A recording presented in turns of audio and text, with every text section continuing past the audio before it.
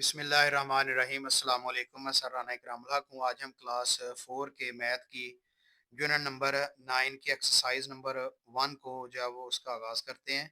मुझे उम्मीद है आप इसे पूरे शौक़ के साथ सीखेंगे और आपको आपके आने वाले इम्तहानात में अल्लाह कामयाब नसीब फरमाएगा।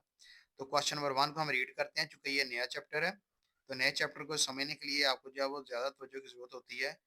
तो ये क्वेश्चन नंबर 1 को हम स्टार्ट करते हैं, रीडिंग करते हैं इसकी। The minimum suggested sleep time for children of 4 months to 18 years in is shown in the following bar graphs। तो यहाँ पे देखें बार ग्राफ्स का लफ्ज है, ये इसको आपने ज़हन में रखना है। Observe the graph closely to answer the questions.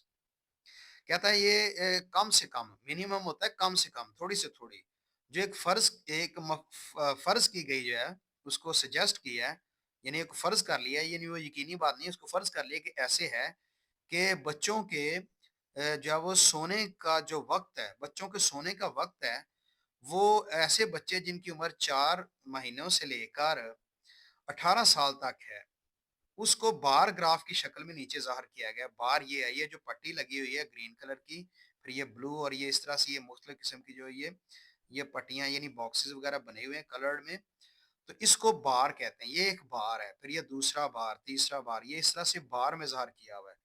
तो ऐस जिसमें बार लगे हों, बार की शक्ल में आपको ग्राफ नज़र आए, ऐसे ग्राफ को बार ग्राफ कहते हैं। कहता है आपने इसको गौर से, इसको तवज्जो से आपने इसका मुशाहदा करना है, इसको देखना है और इसके बाद फिर नीचे क्वेश्चन दिए हुए हैं। तो इन नीचे क्वेश्चंस के आंसर्स को आपने इस ग्राफ को देख के बताना है। तो पहले हम देख लेते हैं कि ग्राफ की जो टाइप है, ग्राफ की टाइप पहले समझ लेते हैं, उसके बाद इसके आंसर देते हैं फिर। तो देखें ये जो है वो बार ग्राफ है और बार ग्राफ इस यूनिट नंबर जो है वो 9 है। यूनिट नंबर 9 में आप देखें कि यूनिट नंबर 9 है डाटा हैंडलिंग एंड प्रोबेबिलिटी। तो हम इसके अंदर डाटा को हैंडल करना सीखेंगे कि डाटा को कैसे जो हमने लिखना है वो भी हम बार ग्राफ पढ़ रहे थे, और प्रोबेबिलिटी वाली दूसरी एक्सरसाइज है वो भी हम स्टडी करेंगे जब उस एक्सरसाइज के ऊपर आएंगे। तो अब हम बार ग्राफ के बारे में स्टडी कर रहे हैं। तो बार ग्राफ क्या होता है? तो ये जो आपको नजर आ रहा है, ये जो पट्टी कलर ग्रीन कलर में नजर आ रही है यहाँ पे, यानी ये एक बड़ा बॉक्स रेक्टेंगल की शक्ल में नजर आ रहा है और डिफरेंट कलर में आपको ये नजर आ रही है, ये इनको ये बार कहते हैं। तो ऐसे जो बार्स की शक्ल में दिखाया गया जो ग्राफ होता है उसको बार ग्राफ कहते हैं। अब ये देखें बार ग्राफ की भी आगे दो टाइप्स हैं। वो ये कि ये जो बार है ये नीचे से ऊपर की तरफ आपको नजर आ रहा है, फिर ये नीचे से ऊपर की तरफ, नीचे से ऊपर की तरफ ये आपको नजर आती हैं, ये इसकी जो वो पट्टियां यानी बार नजर आते हैं। तो ऐसे ग्राफ को जो नीचे से ऊपर की तरफ हो, तो हम उस ग्राफ का जो नाम रखते हैं कि वो है vertical bar graph. Vertical bar graph उसे कहते हैं। तो वर्टिकल बार ग्राफ में हम एक साइड नीचे जो है ये जो लाइन होती है इसको एक्स एक्सिस कहते हैं। इसके ऊपर ये देखें, हर क्वेश्चन के अंदर हम वैल्यूज को मुख्तलिफ तरह से यूज करेंगे। यहाँ पे जैसे ये ब्लड ग्रुप दिया हुआ है, A B positive blood group है, फिर ए पॉजिटिव है, फिर B positive, O positive, A negative, O negative. ये ब्लड ग्रुप इस साइड के और एक्स एक्सिस के ऊपर दिए हुए हैं। और आगे ये नीचे से ऊपर की तरफ जाते हैं तो ये नंबर्स दिए हैं 0 10 20 30 40। ये वाई एक्सिस की जो है वो लाइन में लिखे गए हैं। और यहाँ पे हमने साथ ये भी लिखना था नंबर ऑफ स्टूडेंट्स, ये स्टूडेंट्स की तादाद दी हुई है। तो ये ग्राफ में ये चीज भी ज़ाहिर करनी होती है, हमें स्टडी करने में वो आसानी रहती है ग्राफ को पढ़ने में। अब ये ग्राफ जो है वो ये वर्टिकल बार ग्राफ है। तो हाँ, एक दूसरा भी बार ग्राफ को ज़ाहिर करने का तरीका है, वो ये देखें, ये जिस तरह कॉपी की लाइनें हैं या किताब के ऊपर जो लाइनें लिखी होती हैं उस तरह की शक्ल में ये बार लगे हुए हैं, यानी ये पट्टियां बनी हुई हैं। तो ऐसे ग्राफ को हम कह देते हैं कि ये हॉरिजॉन्टल बार ग्राफ है। तो ये हॉरिजॉन्टल बार ग्राफ है। ये इसके अंदर जो है वो इनमें फ़र्क है ये। तो ये चूंकि ये जो बार लगी ये हॉरिजॉन्टल की शक्ल में लगी हुई है, तो इसलिए इसको हॉरिजॉन्टल बार ग्राफ कहते हैं। इसमें भी आपने ध्यान में रखना है कि ये एक साइड पे क्लासेस हैं और नीचे की तरफ जो है नंबर ऑफ एब्सेंट स्टूडेंट्स हैं जो एक्स एक्सिस में, और वाई एक्सिस में इनकी जो है वो मुख्तलिफ इंफॉर्मेशन दी हुई है। और सबसे अहम चीज़ होती है स्केल। तो ग्राफ के साथ स्केल लाजमी दी होती है, यानी स्केल जो है वो साथ लिखी होती है, इसके बारे में इंफॉर्मेशन होती है ग्राफ के बारे में। जैसे ये ग्राफ है, इसमें लिखा है a small square in the horizontal direction shows two students। कि ये जो हॉरिजॉन्टल में ये जो है ये हॉरिजॉन्टल में ज़ाहिर करता है यहाँ से लेकर यहाँ तक, ये जो बार है यहाँ से लेकर यहाँ तक बार है, ये 2 स्टूडेंट्स गुज़ार करता है यहाँ से यहाँ तक। तो आप देख लें यहाँ 2 लिखे हुए हैं, फिर आगे यहाँ से यहाँ तक ये 4 स्टूडेंट्स गुज़ार करता है। तो ये स्केल भी साथ जो है वो लिखनी होती है। स्केल को स्टडी करके हम इसके नंबर को सही बता सकते हैं। पर नीचे जो क्वेश्चन होते हैं उसका आंसर बताते हैं। अब हम एक्सरसाइज़ को आगे देखते हैं सॉल्व करने से पहले एक और चीज़ देखते हैं, वो है double bar graph. Double bar graph में है कि जिसमें बार डबल लगे हों। जैसे ये या वो 2 कलर में ये बार लगे हुए हैं। 2 कलर में बार लगे हैं तो ये डबल बार ग्राफ है। यानी दोनों बार इस साथ-साथ मिले हुए हैं, लेकिन उनके कलर मुख्तलिफ हैं। इन कलर को जो है वो ऊपर एक अलहदा दिखाया गया एक बॉक्स बना दिया जाता है। इस बॉक्स में ये जो कलर होगा उसका नाम लिख दिया नंबर ऑफ बॉयज़, यानी ये इस कलर वाला जो बॉक्स होगा या ये जो कलर होगा ग्राफ के अंदर वो नंबर ऑफ बॉयज़ यानी बॉयज़ की तादाद को बताएगा। और अगर ग्रीन कलर में जो है वो आपको बार नज़र आए या ग्राफ के अंदर ग्रीन कलर नज़र आए तो वो नंबर ऑफ गर्ल्स वो लड़कियों की तादाद को बताएगा। तो बाकी जो है वो तकरीबन चीज़ें वही हैं, हम अब क्वेश्चन को सॉल्व करेंगे तो इसका आंसर्स देंगे। जैसे हमने अभी पढ़ लिया क्वेश्चन नंबर 1 को कि क्वेश्चन नंबर 1 में जो है वो मुख्तलिफ बच्चे हैं, मुख्तलिफ उम्रों के 4 महीने से लेकर 18 साल की उम्र के बच्चे हैं। तो आप देखें कि उनकी जो है वो स्लीपिंग टाइम है यानी स्लीप टाइम बच्चों के सोने का वक़्त है वो कितना-कितना सोते हैं।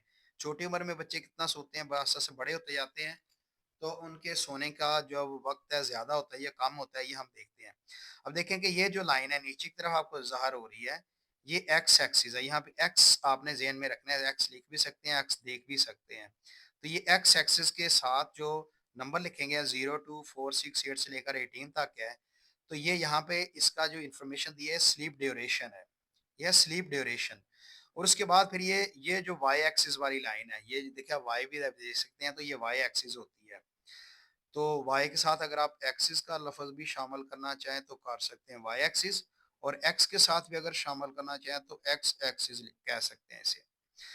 तो वाई एक्सिस में जो नंबर्स आर किए गए हैं यानी इन्फेंट्स हैं यानी दूध पीने वाले बच्चे फिर 1 से 2 इयर्स तक हैं फिर 3 to 5 ये सारे नंबर्स दिए हुए हैं। आगे यहाँ पे इन्फॉर्मेशन दी है मज़ीद चिल्ड्रन ऑफ डिफरेंट एजेस मुख्तलिफ उम्रों के जो मुख्तलिफ जो बच्चों की उम्रें हैं वो यहाँ पे दिखाई गई हैं और जो स्लीप ड्यूरेशन है कितने घंटे वो सोते हैं वो यहाँ पे टाइम दिया गया है। आगे स्केल नीचे दिया है, स्केल में लिखा है a small square in the horizontal direction is equal to 2 hours. ये देखें आप ग्राफ की भी इन्होंने साथ बता दी कि ये हॉरिजॉन्टल है, ये हॉरिजॉन्टल बार है ये। तो हॉरिजॉन्टल बार ग्राफ है। तो हॉरिजॉन्टल में ये जो पट्टी इस तरह से बार दिखाई गई है तो ये एक खाना ये 2 आवर्स गुज़ार करता है, 2 आवर्स गुज़ार करता है। फिर आगे ये दूसरा खाना भी 2 आवर्स गुज़ार करेगा, 4 हो जाएगा। फिर आगे ये 6 है, फिर 6 के बाद ये 8 है, लेकिन ये देखें 6 और 8 के दरमियान यहाँ पे पट्टी रुक रही है। तो इसका मतलब है यहाँ पे 6 और 8 के दरमियान नंबर 7 होगा। तो आपने इसको ऑटोमेटिकली ज़हन में रखना है कि ये नंबर यहाँ पे 7 आना चाहिए। जब क्वेश्चन आएगा तो हम इसका आंसर देंगे। अब हम यहाँ पे देखें कि पार्ट ए में क्वेश्चन पूछा हुआ है for children of 6 to 12 years यानी 6 से 12 साल तक की उम्र के जो बच्चे हैं the time duration of suggested sleep is. तो उसमें जो सजेस्ट किया गया है यानी फ़र्ज़ किया गया उनके सोने का जो वक़्त का दौरानिया है, कितनी देर वो सोते हैं, वो सोने का टाइम उनका क्या है, वो 6 से 12 साल की उम्र के बच्चों का आपने वो वक़्त बताना है। तो 6 टू 12 ईयर्स आप देखें क्वेश्चन में ये दिया है, ये इसके बार को हम देख के बताएँगे 6 टू 12 ईयर्स ये जो बच्चे हैं इनके ये स्लीपिंग टाइम है, ये स्लीप टाइम है, ये ड्यूरेशन है। तो आप देखें यहाँ तक ये बार आता है, तो बार को आप नीचे की तरफ लेके आएँ, आप सजेस्ट कर लें कि यहाँ पे ये लाइन आ रही है। तो यहाँ पे लाइन कहाँ पे आ रही है? ये 8 और 10 के दरमियान है। तो 8 और 10 के दरमियान कौन-सा जो टाइम होगा? तो लाज़िम बात है 8 और 10 के दरमियान 8, 9 और 10 होगा, तो ये 9 है।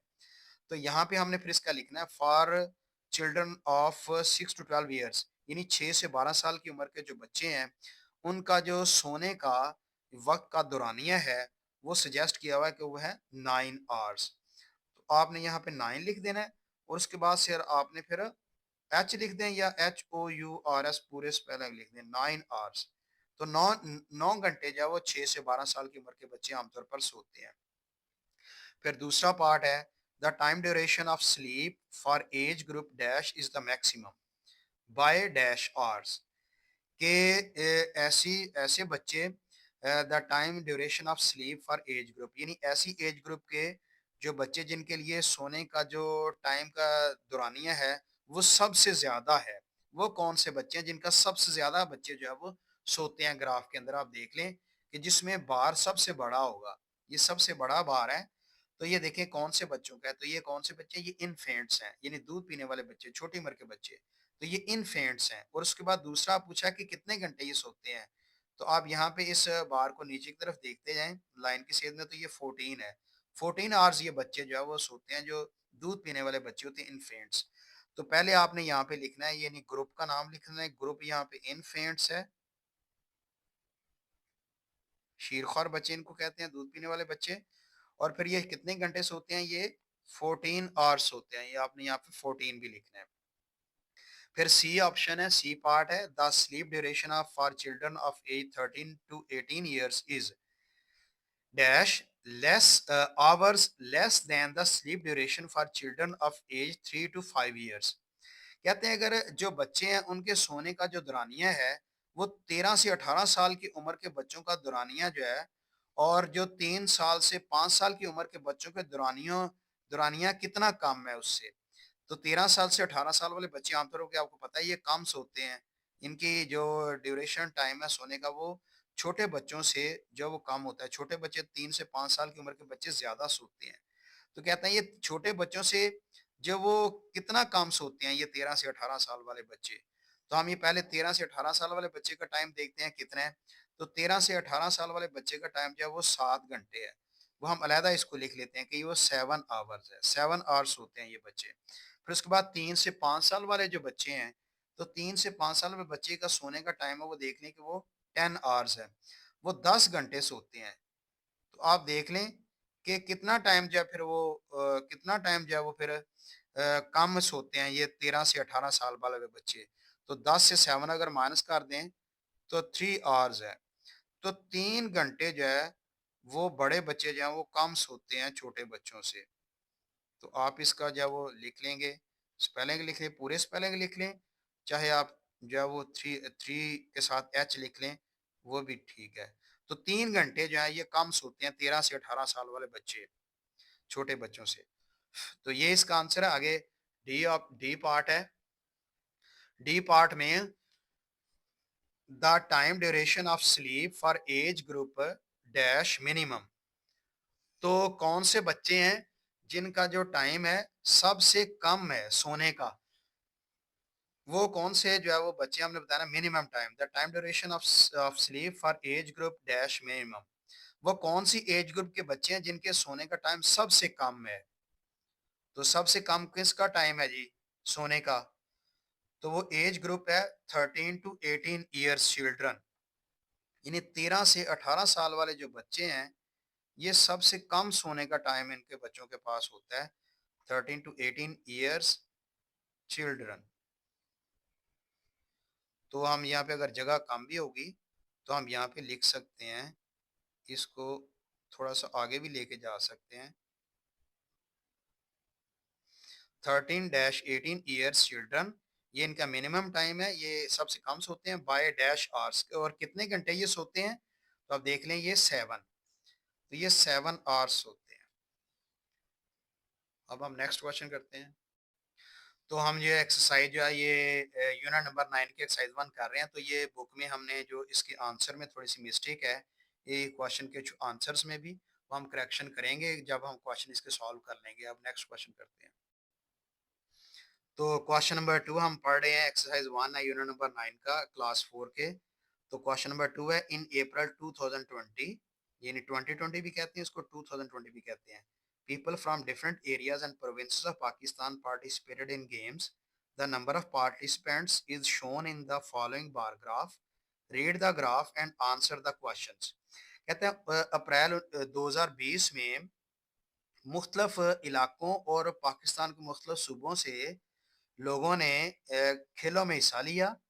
और जो जिन लोगों ने हिस्सा लिया खेलों में उनकी तादाद को कहता है ग्राफ में ज़ाहिर किया कर दिया बार ग्राफ में। और आपने ग्राफ को पढ़ना है और इसके आंसर्स देने हैं जो नीचे क्वेश्चन दिए होंगे। तो आप देख लें, पीपल पार्टिसिपेटिंग इन गेम्स, ये लोगों के गेम में हिस्सा लेने की जो है वो यहाँ पे लोग दिए हुए हैं। और फिर यहाँ पे आप देख सकते हैं कि एक्स एक्सिस में, ये जो एक्स एक्सिस है, एक्स एक्सिस में यहाँ पे दिए हुए ए जे एंड के, यानी ये आज़ाद जम्मू एंड कश्मीर, इसके जो लोग हैं। उसके बाद फिर बलूचिस्तान, गिलगित बल्तिस्तान, इस्लामाबाद, खैबर पख्तूनख्वा, पंजाब और सिंध। तो ये जो सारे हैं different areas and provinces of Pakistan, यानी पाकिस्तान के मुख्तलिफ इलाकों और सूबों से जो लोग तलक रखते हैं वो उनका नाम लिखा है। फिर उसके बाद दूसरी तरफ आप देखेंगे नंबर लिखे हैं 0, 10, 20, 30, 40। ये वाई एक्सिस में नंबर लिखे हैं, नंबर ऑफ पीपल, ये लोगों की तादाद है। तो एक्स एक्सिस में जो दिए हुए हैं ये इलाकों के नाम है, और ये वाई एक्सिस में दिए हैं ये लोगों की तादाद है। उसके बाद देखें कि स्केल इसमें क्या रखी है। स्केल रखी है 1 वर्टिकल स्क्वायर। वर्टिकल स्क्वायर का मतलब होता है कि ये नीचे से ऊपर की तरफ जो स्क्वायर है, इस एक स्क्वायर का जो उसका मुराद है 10 पीपल, यानी एक स्क्वायर यहाँ से यहाँ तक ये 10 लोगों को ज़ाहिर करता है। फिर यहाँ से लेकर यहाँ तक ये भी 10 लोगों को ज़ाहिर करता है, 20। इस तरह से ये स्केल को ज़हन में रखना है। तो इसका मतलब है कि ये 0 है और ये 10 है, इसके दरमियान में अगर आ जाए नंबर, तो आपने ज़हन में रखना है कि वो नंबर क्या होगा, 0 और 5 के दरमियान वो 10 होगा।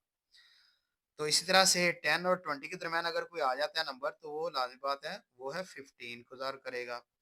तो हम जब क्वेश्चन को सॉल्व करेंगे तो मज़ीद इसका आंसर भी हमें मालूम हो जाएगा। तो क्वेश्चन नंबर 1 है, the greatest number of people are from dash and their number is dash.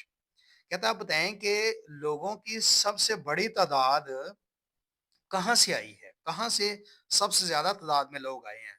तो आप देखें वो पंजाब है, पंजाब में सबसे ज्यादा लोगों ने इसमें हिस्सा लिया है खेलों में। तो आपने यहाँ पे लिखना है पंजाब। तो पंजाब से ज्यादा तादाद है, पंजाब से ज्यादा लोगों की तादाद आई है। एंड देयर नंबर इज, और इनका नंबर कितना है, कितने जो है वो आए हैं यहाँ पे, ये 40 है। तो 40 हम आमतौर पर ज़ाहिर करते हैं, तो आपको पता है कि ये 40 की जो स्ट्रेंथ है, तादाद है, वो यहाँ पे हमने लिख देनी है। फिर दूसरा पार्ट, दूसरा बी पार्ट है क्वेश्चन का, the least number of people are from dash and their number is dash. किस लीस्ट में रहता है, सबसे कम, लोगों की सबसे कम तादाद किस इलाके से है। तो सबसे कम तादाद में आए हैं लोग ए, जे एंड के, आज़ाद जम्मू एंड कश्मीर। तो आपने यहाँ पे लिखना है ए, जे, उसके बाद आपने लिखना है एंड, उसके बाद आपने लिखना है के। ए, जे एंड के, इसमें सबसे कम जो लोगों की तादाद आई है, एंड देयर नंबर इज, और ये कितने जो वो तादाद में आए, ये 5 है। अब देख सकते हैं कि यहाँ से लेकर यहाँ तक 10 है, तो दरमियान में 5 होता है। तो 5 यहाँ पे पार्टिसिपेंट्स हैं जो जिन्होंने हिस्सा लिया है। फिर उसके बाद पार्ट नंबर जो है वो सी है, from which area did 30 people participate. तो कहते हैं कौन सा इलाका है जिसमें 30 लोगों ने हिस्सा लिया था, वो कौन सा इलाका है, कौन सा एरिया जिसमें 30 लोगों ने हिस्सा लिया। तो 30 लोगों ने हिस्सा लिया, 30 की सेध में आप देख ले, तो यहाँ पे आप देखें तो ये सिंध है। तो इसके आगे बेशक आंसर लिख दें कि सिंध में जो है वो 30 लोगों ने हिस्सा लिया था, 30 पार्टिसिपेंट थे, यहाँ से आए। आगे डी पार्ट है, फ्रॉम विच टू एरियाज, कौन से दो ऐसे एरियाज यानी इलाके हैं, did the same number of people participate, जिसमें एक जैसी तादाद के लोगों ने हिस्सा लिया, यानी एक जैसी तादाद, दोनों ने एक जैसी तादाद में हिस्सा लिया। वो कौन से दो इलाके हैं, तो दो इलाकों के नाम बताने हैं। तो ये बार ग्राफ जिसका देख लें सेम होगा कि यहाँ पे है बलोचिस्तान और दूसरा है खैबर पख्तूनख्वा, ये दोनों हमने नाम लिखने हैं। तो इसका मतलब है कि बलोचिस्तान और ये पहले बलूचिस्तान का नाम लिख दें, और फिर दूसरा नाम लिखना है एंड यानी दूसरा नाम है खैबर पख्तूनख्वा। ये दोनों जो है खैबर पख्तूनख्वा, स्पेलिंग जो है ये इसके स्पेलिंग भी काफ़ी बड़े हैं। तो स्पेलिंग आपने पूरे लिखने हैं, क्योंकि ये क्वेश्चन के अंदर स्पेलिंग दिए हुए हैं, इसलिए आपको प्रॉब्लम नहीं होनी चाहिए। तो आपने इसके जो स्पेलिंग पूरे करने हैं, खैबर पख्तूनख्वा।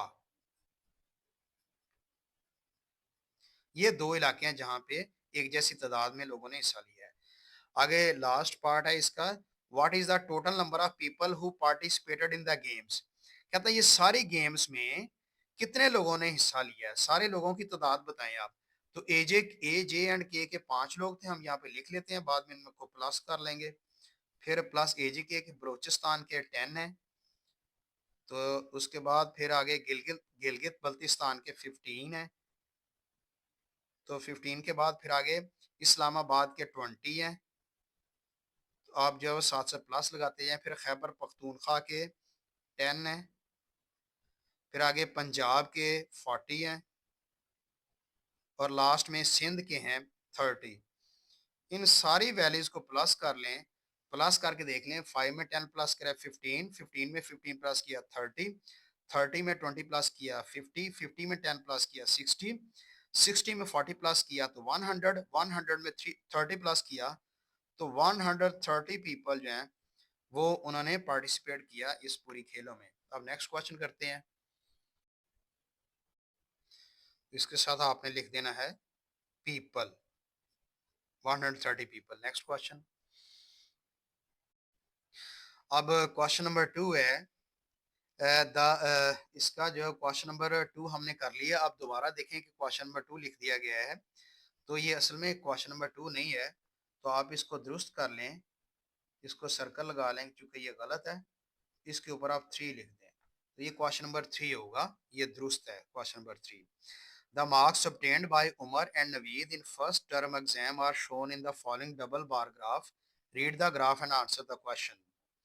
तो कहता है कि जो मार्क्स हैं उमर और नवीद के फर्स्ट टर्म के इम्तहान में जो उसने मार्क्स हासिल किए हैं, कहता है उसको नीचे डबल बार ग्राफ में दिखा दिया है। तो आपने ग्राफ को पढ़ना है और उसके क्वेश्चन के आंसर देने हैं। तो हम पहले ग्राफ को पढ़ते हुए ये देख लेते हैं कि ग्राफ में आप देखें दो कलर में है। ये डबल बार ग्राफ दो कलर में है, एक पर्पल कलर है और दूसरा ब्लू कलर है। तो इन कलर्स की आगे ये डिटेल दिया है यहाँ पे। तो पर्पल कलर जो है वो नवीद के मार्क्स हैं और दूसरे के साथ उमर है जिसका ब्लू कलर है। तो ब्लू कलर उमर का समझा जाएगा और पर्पल कलर जो है वो नवीद का होगा। तो साथ ही इसके सब्जेक्ट्स का नाम लिख दिया गया, यानी Urdu, science, computer, maths, English. तो इस तरफ सब्जेक्ट्स की तादाद है, यानी वाई एक्सिस में सब्जेक्ट्स लिखे गए हैं और फिर नीचे जो एक्स एक्सिस है, एक्स एक्सिस में मार्क्स हैं। और मार्क कितने, आउट ऑफ 100, यानी 100 में से जो नंबर बच्चों ने हासिल किए हैं वो यहाँ पे उनकी तादाद लिखी गई है। तो अब हमने इसको जो है वो ग्राफ के नीचे जो क्वेश्चन दिए हैं वो क्वेश्चन को स्टडी करना है, उसके बाद इसके आंसर देने हैं। अब क्वेश्चन नंबर जो 1 है, क्वेश्चन 1 है who got maximum marks in computer. तो आप देखें ये कंप्यूटर है, तो कंप्यूटर में किसने सबसे ज्यादा नंबर लिए हैं। मैक्सिमम मार्क्स मतलब होता है सबसे ज्यादा नंबर किसने लिए हैं कंप्यूटर में। तो कंप्यूटर में जिसका बार बड़ा होगा, यानी बार, या ये यहाँ पे ये देखें ये ब्लू कलर में बार बड़ा है, तो ये लाजमी बात है ये उमर के नाम का आता है। तो इसका आंसर होगा कि उमर ने सबसे ज्यादा नंबर लिए हैं। तो हम यहाँ पे उसका नाम लिख देना है उमर। फिर उसके बाद दूसरा पार्ट है, दूसरे पार्ट में आप देखें in which subjects Umar got more marks than Naveed. कौन से सब्जेक्ट हैं जिसमें उमर ने ज्यादा नंबर लिए हैं नवीद से। तो हम देखेंगे कि उमर में जिसका उमर का जो चूंकि ब्लू कलर है ग्राफ में, तो जहां जहां ब्लू कलर ज्यादा होगा नवीद से, तो वो सब्जेक्ट भी उससे ज्यादा मार्क्स लिए होंगे। तो आप देखें ये इंग्लिश में ये नहीं है, उसके बाद मैथ में देखें ये उमर का जो है ये ग्राफ बड़ा है। तो एक तो मैथ है, फिर उसके बाद फिर कंप्यूटर में चेक कर लें, कंप्यूटर में भी इसका जो वो बड़ा बार ग्राफ है इसने ज्यादा मार्क्स लिए हैं। साइंस में भी इसने ज्यादा मार्क्स लिए हैं नवीद से। उसके बाद उर्दू में भी ज्यादा मार्क्स लिए नवीद से। तो इसके बाद 4 सब्जेक्ट है, मैथ, कंप्यूटर, साइंस, उर्दू। तो हम इन चारों सब्जेक्ट्स का नाम लिखेंगे। तो मैथ्स में उसने ज़्यादा मार्क्स लिए हैं, मैथ्स, फिर उसके बाद कंप्यूटर। तो आपने इन सब्जेक्ट्स के नाम लिखने हैं जिस जिसमें उसने ज़्यादा मार्क्स लिए हैं। कंप्यूटर के बाद आप देखें तो आगे है साइंस। तो साइंस के बाद उसने मार्क्स लिए हैं उर्दू में। तो उर्दू में भी जो है ना उसने ज़्यादा मार्क्स लिए हैं उमर ने। तो उर्दू आपने लास्ट में लिखना है। तो 4 सब्जेक्ट्स में उमर के ज़्यादा नंबर है। आगे नेक्स्ट पार्ट नंबर 3 है what is the total marks obtained bye Naveed. तो नवीद ने टोटल कितने मार्क्स लिए हैं। तो नवीद के टोटल मार्क्स हम जो है वो हम कर लेंगे टोटल इनका नवीद के मार्क्स का। तो नवीद का चूंकि पर्पल कलर है तो हम इसके सारे नंबर को प्लस करके यहाँ पे लिखेंगे। जैसे ये इसका जो है वो है 80, 80 है पहले नवीद का, तो हम इसके आगे लिख देंगे 80। फिर प्लस है, उसके बाद है मैथ, मैथ में 60, प्लस 60 लिख देंगे। फिर उसके बाद प्लस करके आगे फिर ये कंप्यूटर में उसके हैं 50। फिर नेक्स्ट सब्जेक्ट है साइंस, साइंस में है उसके 60। यानी ये जो बार को आपने लाइन की शक्ल में ऐसे लेके आना है, उसी लाइन की शेप में देखें तो नंबर आपको नजर आ जाएगा। फिर इसके बाद नेक्स्ट जो है वो सब्जेक्ट है उर्दू। तो उर्दू में ये जो नवीद के ये ना ये दोनों बॉक्स के दरमियान में, ये हम इसको दरमियान में ही लेके आएंगे, तो यहाँ पे आएगा ये। तो इसके जो कितने मार्क्स होंगे, तो हम इसका जब टोटल कर लेंगे 60 से ये 65 है। तो यहाँ से फिर जो ये आखिरी सब्जेक्ट उर्दू है, उर्दू में इसके जो मार्क्स हैं इस लाइन की सेध में अगर आए तो यहाँ पे आते हैं। तो यहाँ पे आते हुए तो अब देखें कि 60 से आगे ये 70 है, 60 और 70 के दरमियान यहाँ पे जो नंबर है वो 65 है। 65 और 70 के दरमियान में यहाँ पे ये बार आ रहा है। तो ये 67 पॉइंट कुछ बनता है, 67.5 कुछ बनता है ये। तो ये तकरीबन हम उसको नियरली इक्वल टू कह लेते हैं कि वो तकरीबन ये 68 के इक्वल है। हम इसको कह लेते हैं कि ये अबाउट 68 है, इसको राउंड ऑफ कर लें तो इस तरह से हमने इसके जो नंबर लिख दिए हैं 80 प्लस 60 प्लस 50 प्लस 60 प्लस 68, इन सब को प्लस किया तो 318 आंसर आता है ये इस ग्राफ के मुताबिक। तो बुक में जो आंसर होगा हम उसको करेक्ट करेंगे। तो उसके बाद फिर नेक्स्ट पार्ट है, in which subject Naveed got more marks than Umar. कौन से सब्जेक्ट में नवीद ने ज़्यादा नंबर हासिल किए हैं उमर से। तो कौन से सब्जेक्ट है वो देखें, तो एक ही सब्जेक्ट है इंग्लिश है। तो इसमें ये जो नवीद की जो बार है वो बड़ा नज़र आ रहा है, तो इसमें इसने ज़्यादा मार्क्स लिए हैं इंग्लिश सब्जेक्ट में। तो हमने इसके आगे सब्जेक्ट का नाम लिख देना है कि वो इंग्लिश है जिसमें नवीद ने ज़्यादा मार्क्स लिए हैं। आगे लास्ट में है, what is the total marks obtained by Umar. Umar ने कितने टोटल मार्क्स हासिल किए हैं, ये सारा हमने टोटल करना है उमर के मार्क्स का। तो उमर में पहले उमर ने मार्क्स लिए हैं 70, तो हम यहाँ पे 70 लिखेंगे। उसके बाद प्लस उमर के बाद फिर आगे ये है उमर का 90 है, फिर प्लस उमर के ये जो मार्क्स हैं ये कंप्यूटर में है 60,